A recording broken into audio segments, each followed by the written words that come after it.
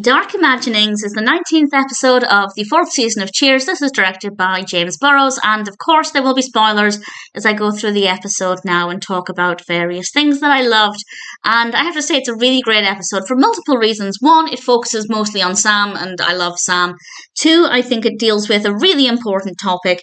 And three, I'd say maybe only half of it is actually set in Cheers at the bar. And that's not to say I don't like it when it's set at the bar, because that's nonsense, but every now and then it's nice to step away, and this is something we see more and more as the seasons progress, mostly because as their budgets get bigger and bigger, they're able to either use or build other sets, and the scenes outside of the bar are pretty great. So my thoughts are pretty much chronological, but I want to say something very briefly, and that's this episode would not have worked in the first or second season for two reasons. One, Coach was around then, and I obviously wish Coach still was around, but with Sam now being one of the oldest characters, and we have Woody, who is much more youthful and energetic, it really allowed this episode to stand out on its own. I don't think it would have worked had it been one of the earlier seasons. So I think the timing for this was pretty perfect, and I really thoroughly enjoyed it. We actually have a really brilliant opening that's not connected to the rest of it, and a barbershop quartet comes along, and Norm gets to sing with them, and it's fantastic. I love Norm, I love barbershop quartets. Really fun, strong way to kickstart the episode. And then we have Cliff coming in singing Farmer in the Dell, and he presents a turnip that looks like June Lockhart, and this is, I believe, the third time Cliff has come in with a vegetable that looks like somebody. And he pauses at one point and says, and I quote, "Is it me, or is this getting a little weird?" Yes, Cliff, yes it is, but I find it really delightful. And Cliff ends up leaving the bar with Frasier, and we'll come back to what happens there in a little bit. It's a very small part of the narrative, but rather delightful. And after they leave, Sam comes in with a character called Bonnie, played by Pamela Bach-Hasselhoff. We don't get to see too much of her, but she talks to Woody, and she and Woody decide that they're going to play racquetball at some point, and Sam reveals that he didn't know Woody played racquetball, and Woody has to confess that the reason he never mentioned it to Sam is because Sam is older, and he didn't think he'd want to play racquetball with him. And there we have the main narrative established. Sam is older than Woody, and Sam is confident that the age doesn't make a difference. He's a former athlete. He should be able to play racquetball with Woody. And we have this fabulous moment that I absolutely loved, where Woody leapt over the bar, as he often does, and Sam distracts him and then scrambles over the bar, and I just thought it was absolutely delightful.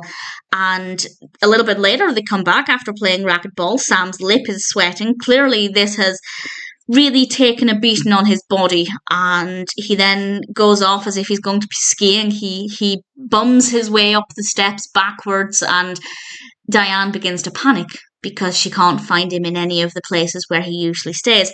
And then very briefly we come back to Frasier and Cliff. Frasier has charged Cliff over $700 for the intensive 7-hour therapy session that he gave Cliff, and Cliff says that it didn't even work and presents a vegetable that looks like Meryl Streep, and it's entertaining. It's definitely padding to the main narrative, and everything else focuses on Sam, but it was nice to have a little bit of interaction between Frasier and Cliff. What's quite interesting about this, it's not relevant to this episode, but just as an aside, one of the Frasier episodes that I recently watched, the name of which I can't remember, but Frasier reveals to Daphne and Martin and Niles that he feels like he always has to be on, that because he's a psychiatrist, his friends constantly want advice for him, and having those emotions of that Frasier versus this Frasier, where Frasier was actually really happy to help out Cliff and loved helping people, it definitely shows us how things develop for Frasier over time. But again, not necessarily relevant to this episode, but if you watch Frasier and then also watch Cheers, it's a very interesting experience with some really wonderful character development. And then we come back to Diane briefly, because some nurses come into Cheers, as luck would have it, and they talk about a patient who, despite his pain, was hitting on them.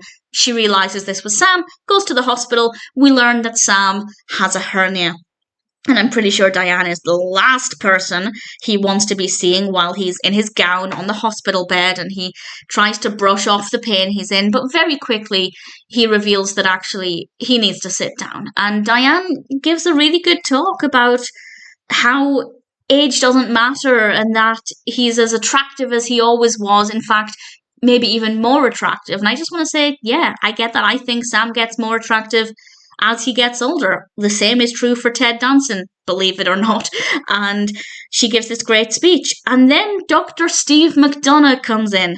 And it turns out that Diane tutored him when he was a young boy. And suddenly Diane realises that actually she feels old too.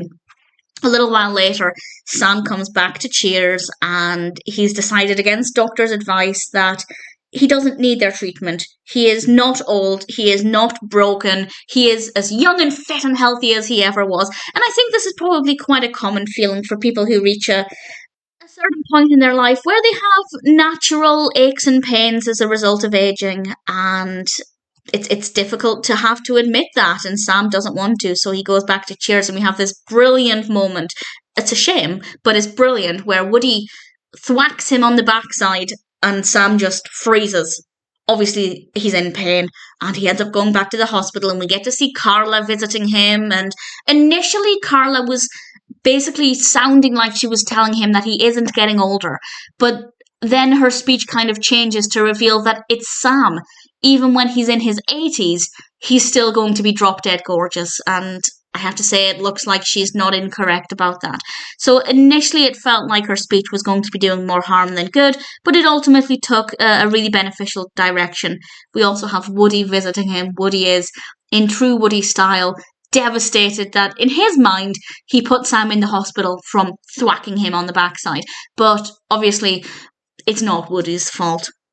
And then we have Sam and Diane again in the hospital, and Sam is trying it on with Diane, and he turns the lights off and closes the blinds, and obviously Diane's not going to fall for this. And then we have, once Diane leaves, another patient called Jack Turner, called Thomas Callaway, and I think this was a really great thing to include because he's roughly the same age as Sam points out, and he already had a hernia. He's now back in hospital for something else, and it's kind of showing that, yes, this is happening to Sam, but it's also happening to this character as well, and that if it happens to you, and you're the same age as Sam, or maybe even younger, that's fine, that's normal, that's natural, it's happening to many people, and I think that was a really good way of showing it.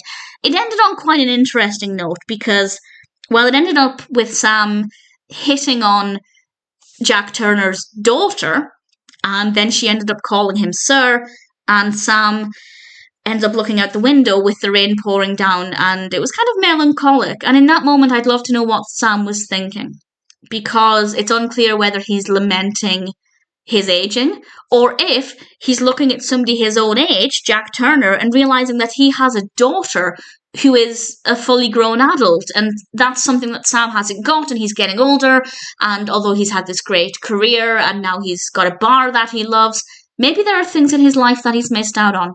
Maybe because he's played the field and never settled down, he's got to a point where he's getting older, and he's looking back on what he's not achieved. And maybe I'm reading too much into it based purely on that brief moment of Sam looking out of the window, but I think that there's a lot to read into this episode, and I think there are a lot of great messages, and I really thoroughly enjoyed it. Most of the comedy absolutely comes from Cliff and Frasier and some of Carla's retorts, but I think we have a lot of really deep, meaningful conversations here about Sam and getting older, and I think Sam is the perfect character for this because in his youth, in his prime, he was seen as, well, he was a jock and could get any woman, and I think it's fair to say he probably still could, but the life he led is perhaps starting to change because he's getting older, but not just because of the physical changes, but also I think mentally he's starting to assess where he is and what he wants. And this is not unique to this episode. We have seen it a little bit in previous episodes, but I feel like this episode marks a turning point for Sam. But I won't say anything else about that as I don't want to give away the future episodes, but it's a really brilliant Sam-centric episode.